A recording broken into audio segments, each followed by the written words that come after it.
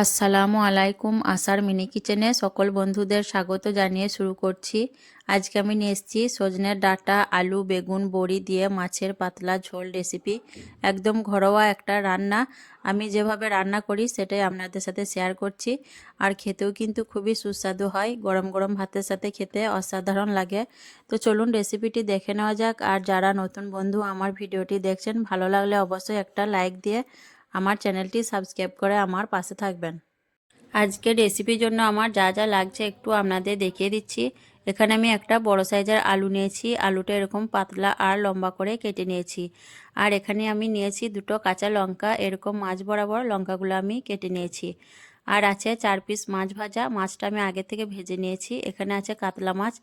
আর এখানে আমি একটা বেগুনের অর্ধেক এরকম লম্বা আর পাতলা করে কেটেছি।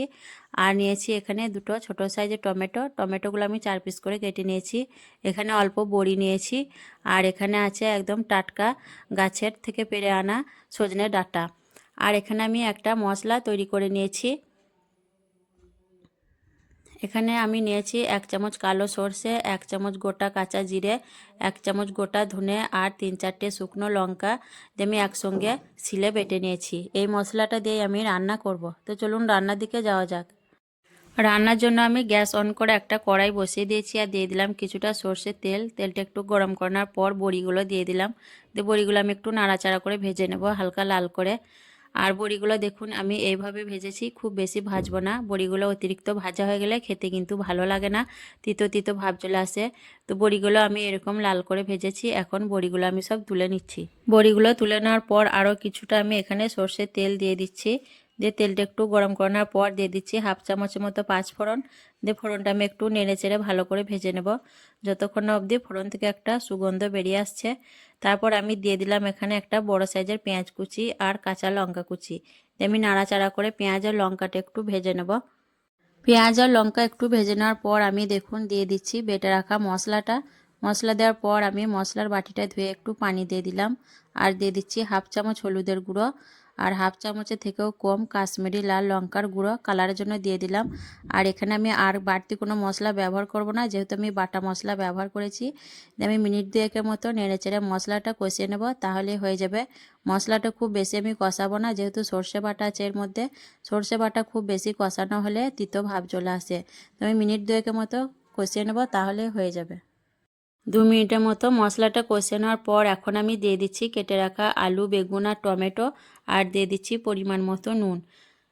দিয়ে আবারও আমি নেড়েচেড়ে আলু, বেগুন, টমেটো মশলার সঙ্গে 2-3 মিনিটের মতো কষিয়ে নেব। আর এই রান্নাটা এভাবে বাটা মশলা দিয়ে করলে খেতে কিন্তু অসাধারণ হয়। গরম গরম ভাতের সাথে খেতে খুবই সুস্বাদু লাগে। আর এই পর্যন্ত যারা এখনও আমার ভিডিওটি দেখছেন, যদি নতুন বন্ধু হয়ে থাকেন, ভালো লেগে থাকলে অবশ্যই আমার চ্যানেলটি সাবস্ক্রাইব করে আমার পাশে থাকবেন। তো আমি মশলা আর আলু, বেগুন, টমেটোগুলো 2-3 মিনিটের মতো কষিয়ে নেব। আলু, বেগুন, টমেটোগুলো আমি 2-3 মিনিটের মতো কষিয়ে নিয়েছি। এখন আমি ঝোলের জন্য দিয়ে দিচ্ছি পানি। আর ঝোলটা আমি একটু বেশি করেই দেবো, যেহেতু রান্নাটা একটু ঝোল করব। আর বড়িগুলো দেওয়ার পর কিন্তু ঝোলটা কিছুটা টেনে যাবে, তার জন্য আমি এখন ঝোলের পানিটা একটু বেশি করেই দেব। ঝোলের পানি দেওয়ার পর আমি নেড়ে চেড়ে খুব ভালোভাবে সব কিছু মিশিয়ে নেব। সব কিছু খুব ভালোভাবে মিশিয়ে নেওয়ার পর আমি ঢাকনা ঢেকে দিয়ে ঝোলটা খুব ভালোভাবে ফুটিয়ে নেব। ঝোলটা দেখুন খুব ভালোভাবে ফুটে উঠেছে। এখন আমি ঢাকনাটা খুলে নিলাম। দিয়ে দিচ্ছি কেটে রাখা সজনে ডাঁটাগুলো আর ভেজে রাখা বড়িগুলো। এই পর্যায়ে ডাঁটা আর বড়িগুলো দিলে খুব ভালোভাবে সব কিছু সেদ্ধ হয়ে যাবে। আর বড়িগুলো খুব ভালোভাবে না সেদ্ধ হলে আমাদের কিন্তু খেতে ভালো লাগে না, তার জন্য আমি বড়িগুলো এই পর্যায়ে দিলাম। অনেকে আছেন রান্নার শেষে বড়িগুলো ব্যবহার করে, সেই ক্ষেত্রে বড়িটা খুব ভালোভাবে সেদ্ধ হয় না, দিয়ে খেতেও ভালো লাগে না। তো আমি দেখুন নেড়েচেড়ে সব কিছু ভালোভাবে মিশিয়ে নিলাম। তারপর ঢাকনা ঢেকে দিয়ে আমি রান্না করতে থাকবো যতক্ষণ অবধি সব কিছু খুব ভালোভাবে সেদ্ধ হয়ে যাচ্ছে। বেশ কিছুক্ষণ রান্না করার পর আমি ফিরে এলাম। দিয়ে নেড়েচেড়ে একটু দেখে নেব আলু ডাঁটাগুলো সেদ্ধ হয়েছে কিনা। তো দেখুন আলু আর ডাঁটা খুব ভালোভাবে সেদ্ধ হয়ে গেছে। এখন আমি এর মধ্যে দিয়ে দেবো ভেজে রাখা মাছগুলো আর দিয়ে দিচ্ছি কিছুটা ধনেপাতা কুচি, তাহলে তরকারির স্বাদটা আরও ভালো হবে। দিয়ে নেড়েচেড়ে একটু আমি মাছগুলো ঝোলের মধ্যে ডুবিয়ে দেবো, যাতে মাছের মধ্যে রান্নার স্বাদটা ভালোভাবে ঢুকে যায়। নেড়ে চেড়ে মিশিয়ে নেওয়ার পর আমি ঢাকনা ঢেকে দিয়ে 2 মিনিটের মতো লো ফ্লেমে হতে দেবো।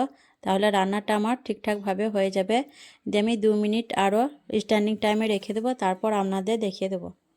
2 মিনিট স্ট্যান্ডিং টাইমে রাখার পর দেখুন তরকারিটা কতটা লোভনীয় হয়েছে দেখতে, আর একদম ঘরোয়া এবং সহজ একটি রান্না। এভাবে আপনারাও একবার রান্না করে খেয়ে দেখবেন, খুবই মজাদার হয় এই রেসিপিটি।